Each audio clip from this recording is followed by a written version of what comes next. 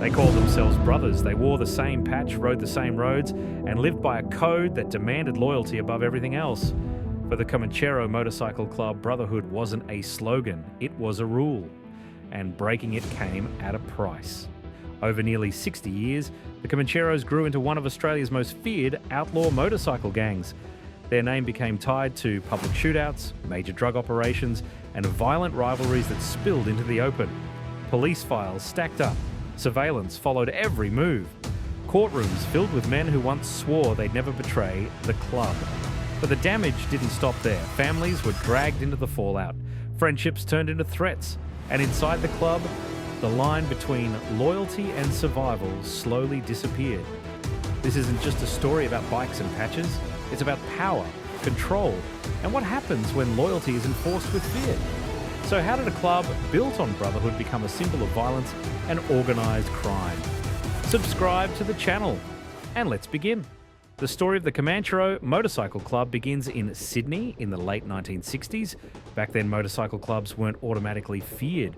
They were about identity, rebellion, and finding a place to belong. But this club was different from the start. Founded in 1968 by William Jock Ross, the club took its name from the Hollywood Western The Comancheros.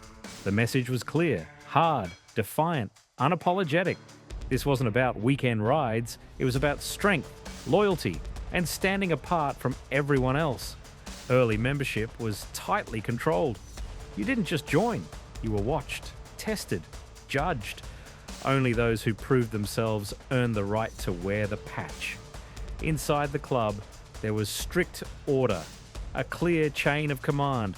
Rules were followed without question. Ross ruled with absolute authority. His word was final.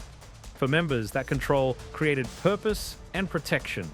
For outsiders, it created unease. Leather vests and club colours became a warning sign. The Comancheros didn't need to speak loudly. Their presence said enough. By the early 1970s, the club had grown across Sydney. Clubhouses appeared, meetings became private, trust stayed inside the walls, the Brotherhood tightened, and so did the secrecy. What started as a club began to feel more like a closed world. By the early 1980s, chapters spread beyond New South Wales. The Comancheros were now one of Australia's most visible outlaw motorcycle clubs. But inside, pressure was building. Younger members wanted influence. Older members wanted control. Loyalty was demanded, but unity was cracking. From the outside, they looked unbreakable. On the inside, something darker was forming. And the decisions made during these early years would shape everything that came next. This was only the beginning. By the early 1980s, the cracks inside the Comanchero Motorcycle Club were no longer hidden. Loyalty was splitting in half. Trust was gone. What had once been whispered inside clubhouses was now out in the open. At the centre was a bitter divide. One side stayed loyal to founder William Jock Ross. The other followed Anthony Mark Spencer, who broke away to form the Australian chapter of the Bandidos Motorcycle Club. This wasn't just about patches or leadership.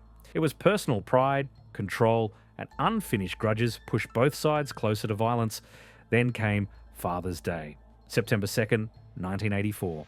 At a swap meet in Milpera, families gathered, kids ran between stalls. It should have been an ordinary suburban afternoon. Instead, it became a war zone. Rival bickies confronted each other in public. Guns were drawn. Chaos followed. When the noise stopped, 7 people were dead. One of them was a 14-year-old girl who had nothing to do with the feud. 28 others were wounded. The event would become known as the Milpera Massacre, a name that still chills Australia decades later. The fallout was brutal. Arrests came fast. Court cases dragged on for years. Several men received long prison sentences, including life terms. For the public, this was the moment biker gangs stopped being seen as fringe rebels and started being seen as a real threat. For the Comancheros, Milpera changed everything. Brotherhood turned into suspicion. Loyalty became dangerous. Police pressure increased. Laws were rewritten. Surveillance never stopped. Milpera wasn't just a violent clash. It was a point of no return. From that day on, the Comancheros were no longer shaping their own story. The story was shaping them. After Milpera, many thought the Comanchero Motorcycle Club would collapse under pressure. Instead, it did something more dangerous. It adapted. The violence had brought heat, so the club changed its shape. Less noise, more planning, less chaos, more control. By the 1990s, the Comancheros were no longer just a feared name on the road. They were becoming a network built to survive attention and quietly make money. Chapters began spreading across Australia: Queensland, Victoria, South Australia, Western Australia. Each chapter answered upward, following tight rules and clear chains of command. By the early 2000s, the club pushed overseas: New Zealand, parts of Europe, the Asia-Pacific region. The patch stayed the same, but the reach grew wider. With expansion came business.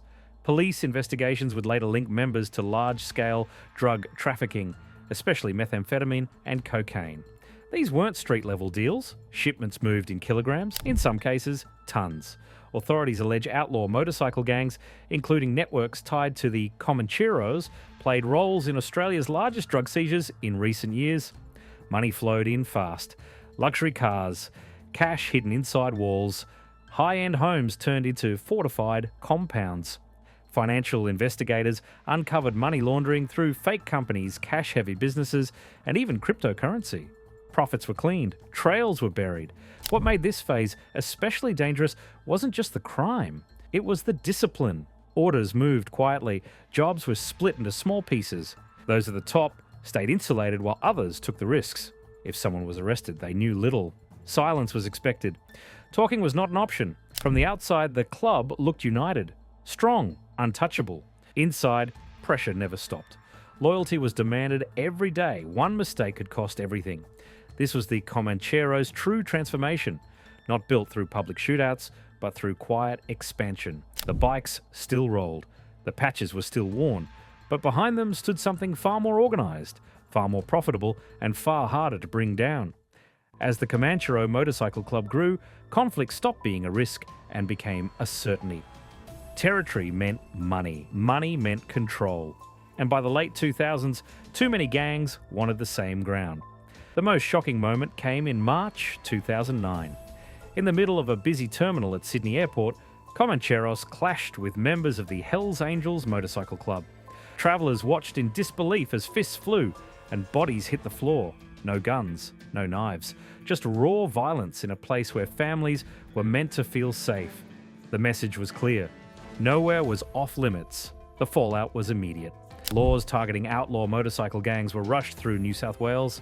Special police task forces formed almost overnight. Surveillance tightened. But the rivalries didn't end. They adapted, just like the clubs did. Further north, in Gold Coast, tensions climbed as new chapters moved into long-held territory. Threats followed. Clubhouses were attacked. Senior figures were targeted in quiet, calculated strikes. Each incident raised fears of retaliation spirals that no one could fully control.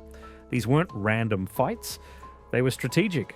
Control a suburb, control a port, control a supply line. Every move shifted power, and every confrontation carried risk, not just for bickies, but for anyone nearby. For the Comancheros, backing down wasn't an option. Strength had to be shown. Every challenge answered. Silence was seen as weakness. Reputation became armor, and fear became currency. What made this era truly dangerous was unpredictability. Violence didn't stay hidden. It appeared in car parks, suburban streets, even airports. The line between everyday life and the criminal underworld grew thin. By the early 2010s, it was clear these rivalries weren't fading. They were setting in. For the Comancheros, conflict was no longer a phase. It was the environment they lived in. By the time the Comanchero Motorcycle Club reached its peak, the biggest danger wasn't rivals or police. It was coming from inside. Power had become a prize, and not everyone agreed on who deserved it. In the early years, William Jock Ross ruled with absolute control. His word ended debates, but decades passed and leadership changed hands. New figures rose. With them came ambition, ego, and old grudges that never really disappeared. One of the most powerful was Mahmoud Mick Howie. As national president, Howie pushed discipline hard. Chapters were tightened, rules were enforced. Loyalty was demanded, not asked for. To some, he brought order. To others, he brought pressure. Behind closed doors, cracks widened. Disputes over money, influence, and direction grew louder. Senior members stopped trusting each other. Factions formed quietly. Meetings became tense. No one knew who was really in control anymore. Then, in 2018, it exploded. Inside a gym in Rockdale, Howie was stabbed and killed during a confrontation. The shock ran deep. This wasn't a hit by rivals, it wasn't an outside attack. It came from within the circle, from men who wore the same patch. Several Comanchero members were later charged over his death. The message was impossible to ignore.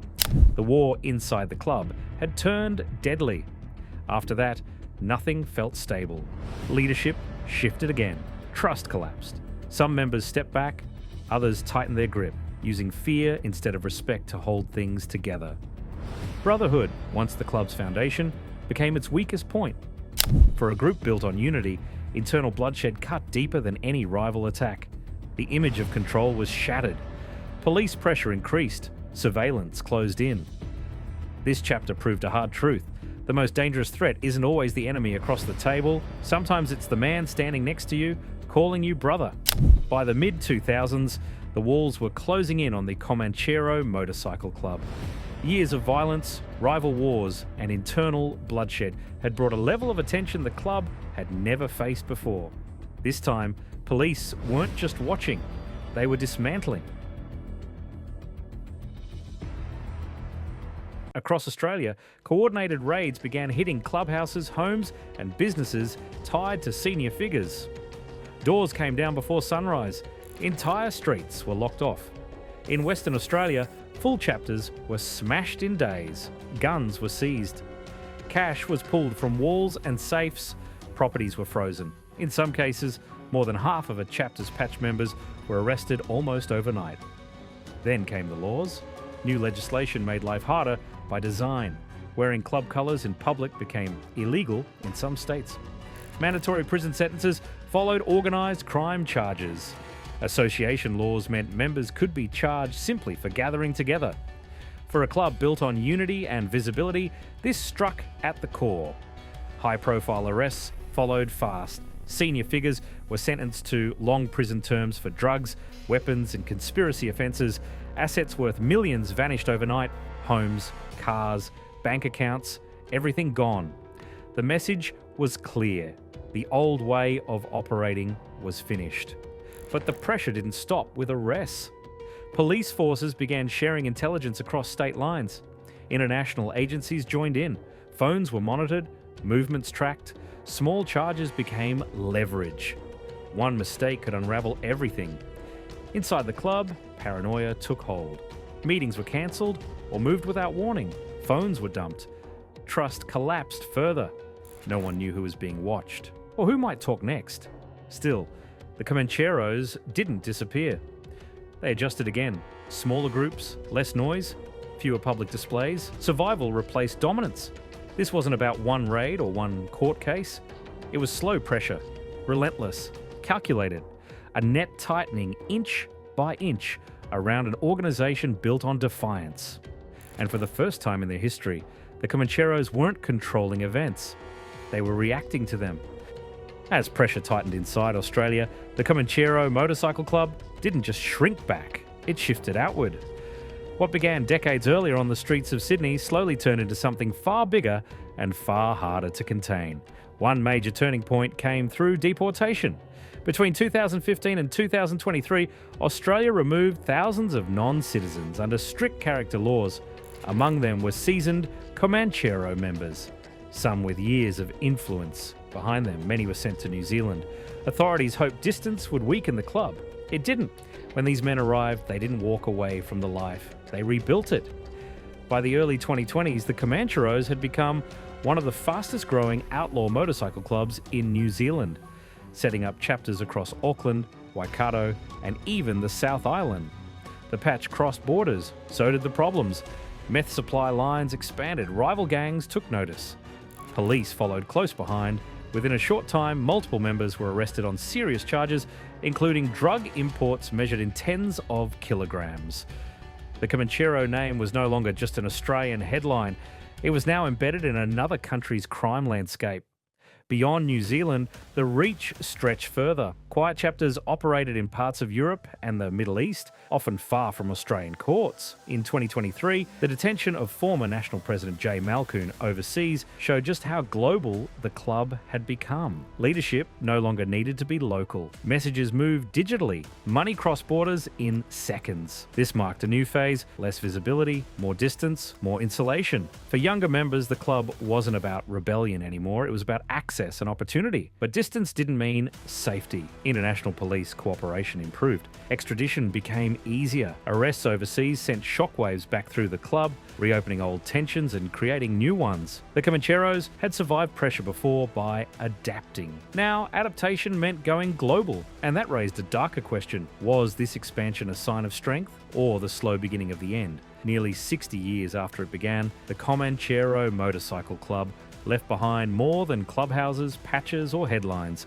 Its real legacy is quieter and heavier. Since the 1980s, hundreds of members and close associates have passed through courts and prisons. Some served short sentences, others lost decades of their lives behind bars. A few never came home at all. Each case added another page to a growing record that helped reshape how Australia deals with outlaw motorcycle gangs. Laws changed because of them. Association bans, public insignia laws, expanded powers to seize homes, cars, and cash. The Comancheros didn't just break rules, they changed the rule book. But the true cost didn't stop at court doors. Families carried it. Children grew up visiting prisons instead of playgrounds. Partners lived with early morning raids, surveillance cars parked down the street, and phones that never stopped ringing. Even those who walked away from the club often said the patch never really comes off. The past follows you. Communities felt it too. Ordinary suburbs became tense once clubhouses appeared. Events were cancelled or flooded with police. Places meant for families turned into potential flashpoints.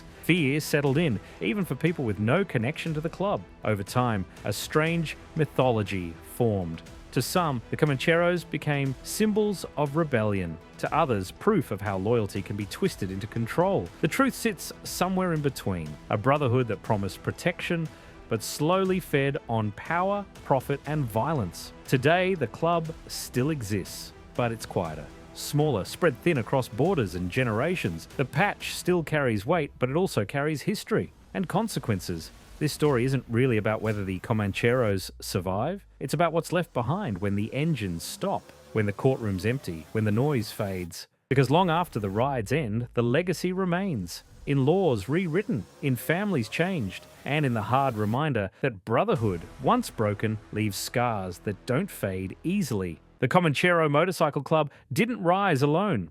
They were part of something bigger, a pattern that had been forming across Australia for decades, where motorcycle clubs drifted from fringe brotherhoods into organised networks built on power, money, and fear. Others arrived before them. The Hells Angels Motorcycle Club landed in Australia in the mid-1970s, bringing strict rules, global connections, and a clear chain of command. They showed what scale could look like. Chapters spread, influence followed. Their presence changed the landscape. Then came the Bandidos Motorcycle Club, born from a violent split and shaped by conflict from the start.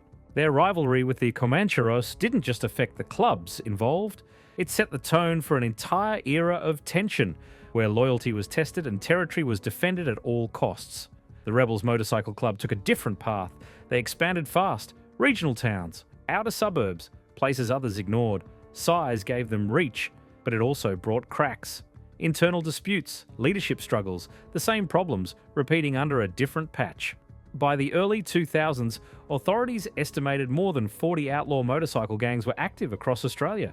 Thousands of patch members, thousands more associates. Different names, different colours, similar business, drugs, intimidation, financial crime, control of ground. What ties all of these stories together isn't just illegality, it's repetition. Unity creates strength. Strength attracts money. Money breeds ambition.